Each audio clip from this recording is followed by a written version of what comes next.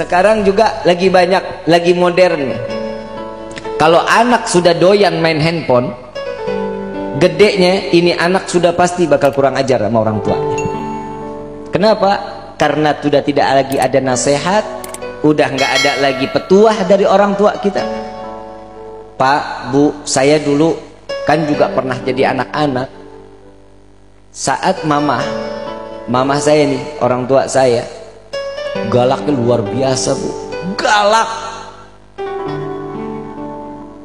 SD saya jam 5 sore tuh harus mandi, udah rapi, pakai kain, pakai kopiah, jalan ke masjid. Itu dulu.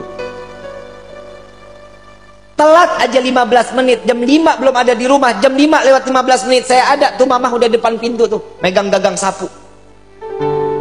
Itu digebuk dari mulai betis sampai ke paha, sampai nangis masuk ke dalam kamar, nggak berhenti digebukin.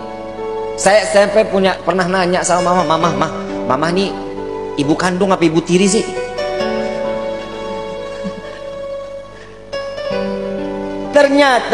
Ternyata itu obat. Kenapa? Yang digebuk bukan diri kita, tapi syaitan yang ada di diri kita. Berasa sekarang ternyata didikan orang tua itu nggak pernah salah. Ada salah satu sahabat Nabi SAW, saat beliau punya istri, istrinya umur kandungannya 9 bulan. Saat ini anak lahir, ini sahabat Nabi lagi nunggu Nabi SAW dalam keadaan sakratul maut, dalam keadaan naza. Sampai Nabi meninggal, ada pembantunya datang, wahai sahabatku, istrimu telah melahirkan. Setelah pemakaman Nabi, ini sahabat pulang. Begitu pulang ngelihat,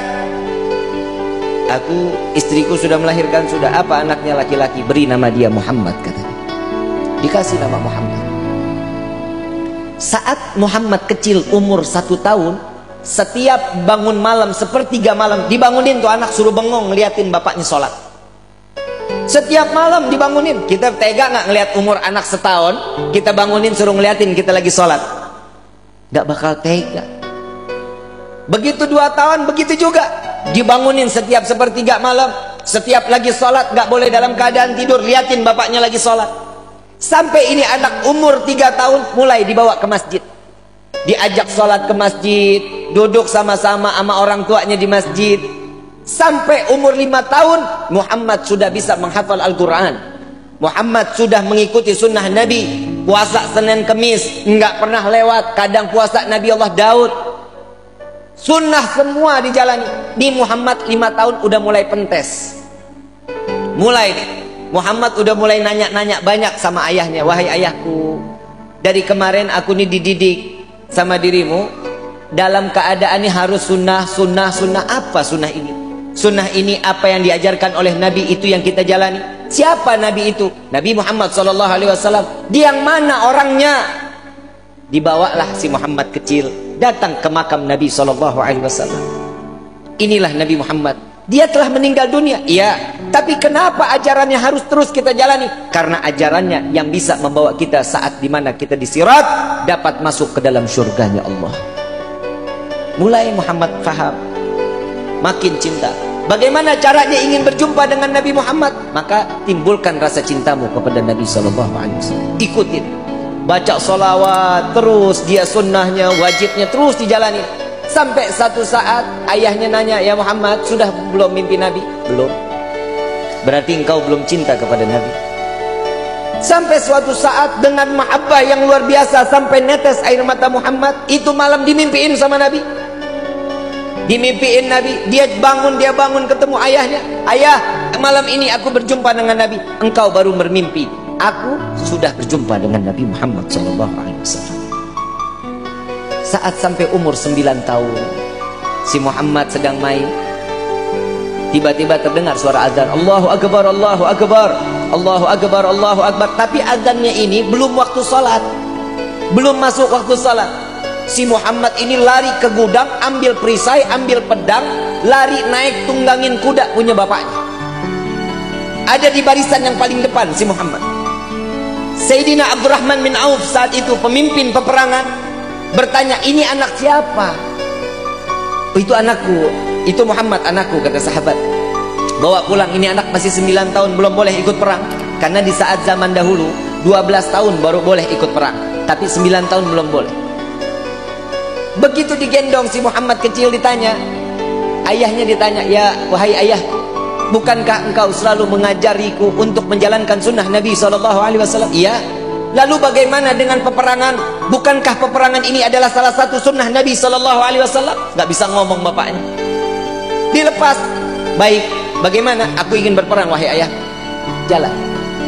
Jalan, dia minta di barisan yang paling depan. Paman Abdurrahman, biarkan aku untuk ikut berperang bersama kalian, karena aku ingin menjalankan sunnah Nabi Muhammad SAW. Dengan niat menjalankan sunnah Nabi SAW. Di dalam riwayat, berkecamuklah peperangan tersebut. Muhammad dapat menebas kepala orang-orang musyrik saat itu 70 orang. Mati di tangan Muhammad, ditebas lehernya. Dan di dalam riwayat ada 120 musyrik habis dimatikan oleh Muhammad kecil. Saat setelah peperangan usai, dilihatlah mujahid-mujahid, orang-orang yang mati syahid, dibuka satu persatu. Si bapak ini lagi nungguin Muhammad mana nih, nggak datang-datang. Soalnya dia barisan paling depan dan dia berlari paling kencang, paling ke depan. Saat terakhir dia lihat Muhammad kecil, nggak taunya.